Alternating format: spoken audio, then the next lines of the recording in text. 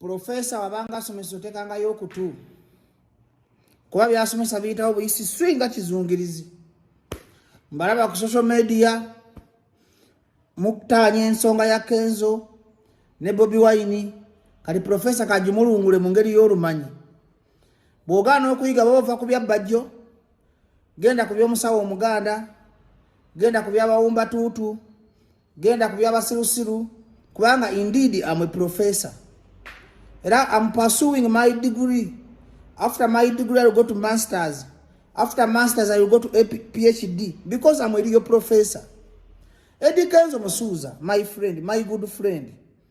Gwe omu ku bavubuka abandi badde beetikka ensi yonna ne Africa yonna. Era gwe omu ku bavubuka abasinga omukisa. Naye simanyi kikyatuukawo. I don't know what went wrong. Either government yalaba nga ina kutta talent yo because the main work omulimu gwa government yeni ali mukutta talents. Omulimu gwa government yeni ali mukutta manya ga abantu. Omulimu gwa government yeni ali mukutta bavubuka nga gwe Kenzo future. Kubanga amazima twabadde ku lumbe. Njagala ba artist mwe namukkirize nti Bobi Wine takyali muyimbi however much akyalumira omutima gwa industry. Era mulekerawo okulaba nti mwenkana Bobi Wine ate yalengera wala. Njagala mbawe muka simple example mu abazadde abalaba video eno oba gwe omuntu agenda okulaba video eno bwe bakuterawo Bobi Wine ne bakuterawo Kenzo ne bakuterawo Mayinja ne bakuterawo Kusaasira ne bakuterawo Bebe Kulu omwana wo yagala abengani. Kale gwe Kenzo ozadde abaana obagamba begombani. Njagala ono logic bana Uganda mulwawo okutegeera kwa muli bawumba tuutu naye mbadde mbagamba gwalaba video eno ina otudda wakane family yo batadde wali Bobi Wine bataddewo Kenzo Bebe Kulu Kusaasira Ronald Mayinja omwana wo omukola njagala okulobenga Kusaasira njagala okulobenga Ronald Mayinja. Is it that reasonable? Kati ekifuula Bobi Wine ow'enjawulo nti alengera wala yabadde ku lumbe n'ayogera ng'omuntu alina amaaso agalaba ewala n'ayogera ng'omuntu omukulu ate yayogeza mutima gulumirwa industry simanyi Kenzo wajja busungu kuba Bobi Wine tannabayitako babbeega yagambye no government egenda bafuula babbeega ate nga mukimanyi bulungi nti no government ya Museveni eyagala tusabirize. Kenzo international artist nakugamba dda nti okumalamu value kyangu nnyo okwata brand international brand nga Eddy Kenzo niyeebaka ku Sereni Suits emyezi 2 emyezi 3 obogwamu value okulinyisa basi n'ogenda Kalamoja ne mugenda ekirindi ng'abayimbi nakusoza mutambulira mu kindi mwinga babawunsa baba kumalamu value bino mbyogeza mutima Kenzo you know how much I love you ze siri ku bya social media wabula njogera wano ng'omusomesa njogera wano kuba Kenzo bw'obeera obulungi tolina mutima mubi nange mba bulungi Kenzo no wali ompadde ku ssente zo Kenzo wali ompadde yo ku show naawe nkubulirira nga naawe okimanyi bwe tubeera mu kyamya nkubulira amazima gano nze bino sibyogeza kabampaane sibyogeza mu following yanta manjiina sibyogeza views zanta manziina naye kino nkyogera wizo omuntu alina spirit Kenzo kibayiza sida mutima mubi inside my heart. Kati wembanga nsomesa mu ngeri y'obumanyi abayimbi mulekerawo okulowooza nti Bobi Wine level yammwe. Bobi Wine mumutwale nga international icon. Mumutwale nga omuntu atambudde ensi yonna byala byabirabe.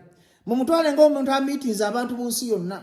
Kakati bwe yabadde akola speech eyo yabalezi n'abagamba Mayinja akaaba n'adduka ne mu ggwanga. Kati Bobi Wine tegala bola bangalo na di Mayinja.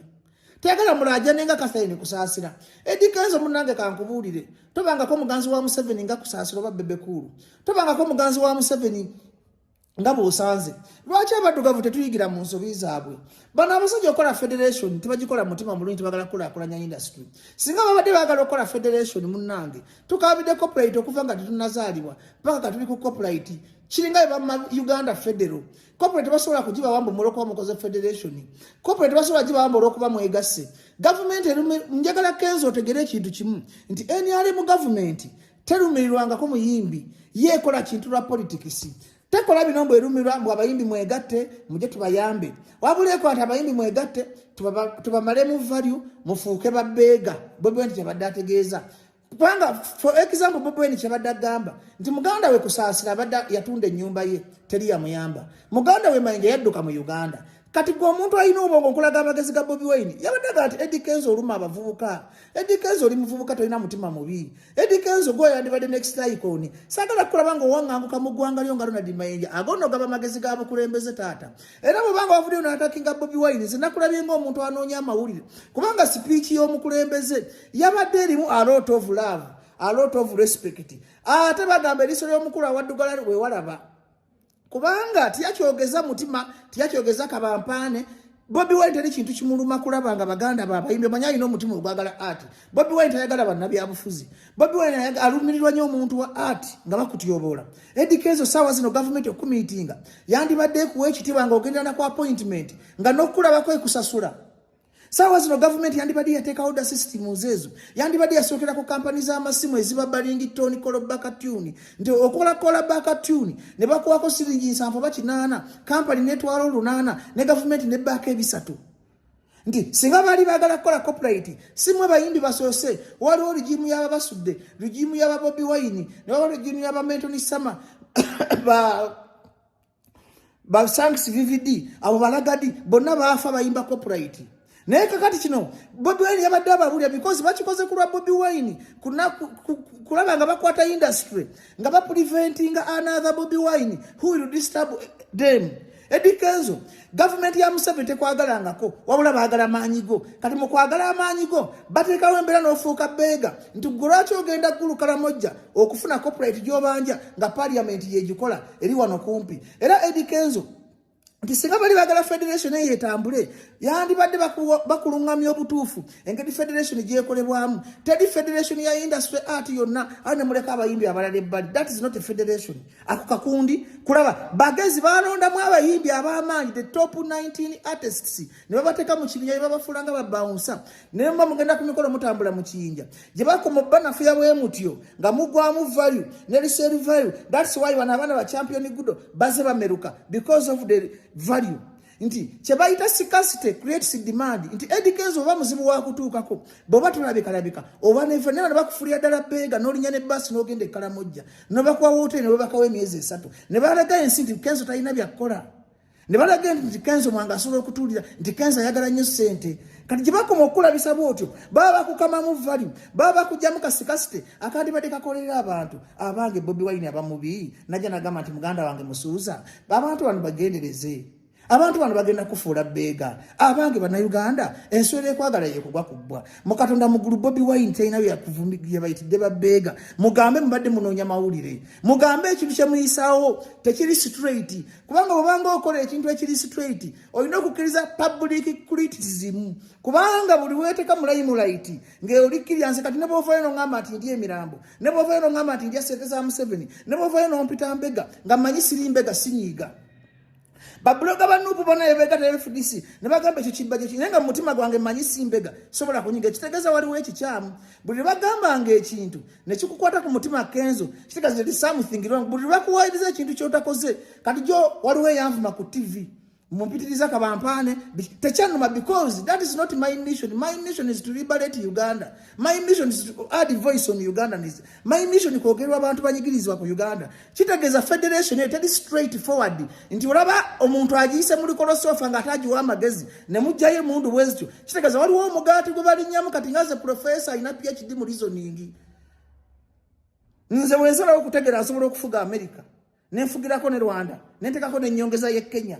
I can be a president, I can be a prime minister, I can be a papa, I can be ambassador. I'm versatile. Because Logisha Nibagamba, thinking is reasoning, but reasoning is not thinking. Eddy Kenzo abafe. Embereri mugwanga, amasomero gabademi okuzimba, amarado gabademi okuzimba, basubize ngude myaka ana, oloza banatereza music industry muganda wange. But they are just milking your very face value. They are just milking you. They are not your friends, they are user. So, Bobi Wine yabadde akusomesa, learn how to use a user, moba using amutya, nga muri united, na muita mu proper channels, ezokulanira corporate kawe mugamba so nga temukoze kakundi whereby everyone must be happy, everyone must be aware of the agenda of the federation. Sichovala be promote najiwa because najiwa na nabe bigendo byabasajja bero they fear to create another Bobi Wine. Bobi Wine azakugambye omugudde ko lutalo professor tamanyina budde aina amagezi ategeere omusiru sire walira ddala omusiru bera mu Uganda kino nga kibonyabonya. Eddy Kenzo munanga amalwaliro gabalemye amasomero gabalemye tebasobola kutereza federation. They are just milking you my brother ne tukwagala muna bali mu federation so bayirawo omugongo ne mwetiza because I'm a product of 1,000 chances nanga abantu bampa chance ne munakola emputu mukuta ku kyebusabala bajjo mavaayo nenda bo musana gwato wakana babigayi bakaba nga gwatotomera